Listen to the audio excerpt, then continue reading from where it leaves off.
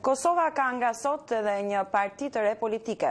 Dy nga ish-drejtuesit e lartë të Partisë Demokratike të Kosovës, Jakub Krasniqi dhe Fatmir Limaj, shpallën sot dhe zyrtarisht themelimin e një subjekti të ri politik, duke u dhënë fund kësaj debateve që tashmë një vit me radhë zhvillohen rreth ndarjeve në Partinë Demokratike, që aktualisht udhëheq me qeverinë e Kosovës. Nga Prishtina njofton korrespondenti ynë Besim Abazi.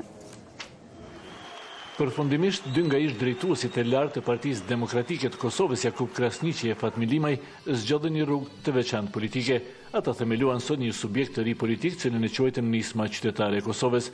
Jakub Krasniqi, aktualisht kryetari i Parlamentit të Kosovës, për një kohë të gjatë ushtronte detyrën e sekretarit përgjithshëm të Partisë Demokratike, ndërsa zoti Limaj, aktualisht deputet në Parlamentin e Kosovës, për një kohë të gjatë ishte nënkryetar i kësaj partie.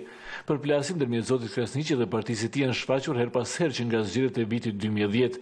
Gjatë vjeshtës së vitit 2012 emri i tij ishte përmendur në disa telefonata të përgjuara të zyrtarëve të lartë të Partisë Demokratike, ku ai kritikoi për pengim procesesh. Ndarja ndërkaq u bë e qartë në kuvendin e Partisë Demokratike në janar të vitit 2013, i cili u zhvillua pa pjesëmarrjen e zotit Krasniqi, që u shpreh pa kënaqur me zhvillimet brenda partisë, dhe pa zotin Limaj, që atë botë ndodhej në paraburgim.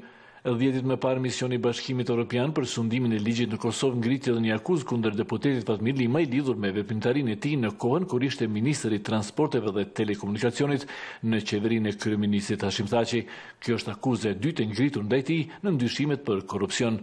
Në shtator të vitit kaluar, zoti Limaj që shpallur i pafajshëm për të dytën herë me radhë nga akuzat për krime lufte, ndërsa në vitin 2005 ai që shpallur i pafajshëm edhe nga gjykata ndërkombëtare për krime lufte në hapësirat e ish Jugosllavisë. Udhëheqësit e Partisë Demokratike thonë se largimi i zotit Krasniqi dhe zotit Limaj, me të cilët do të bashkohen edhe disa anëtarë të tjerë të kësaj partie, nuk do të ushtrojnë ndihmë në zhvillimet brenda kësaj partie, por vëzhguesit thonë se ky largim do pson fuqinë politike në përbërjen aktuale të koalicionit qeverisës, që përballet edhe ashtu me vështirësi në sigurimin e votave të mjaftueshme në parlament. Madje një pjesë analistëve thonë se partia e re mund të jetë edhe përcaktuese e koalicionit të ri qeverisës pas zgjedhjeve të përgjithshme që pritet të mbahen në muajin qershor. Për Zërin e Amerikës, Besim Abazi, Prishtinë.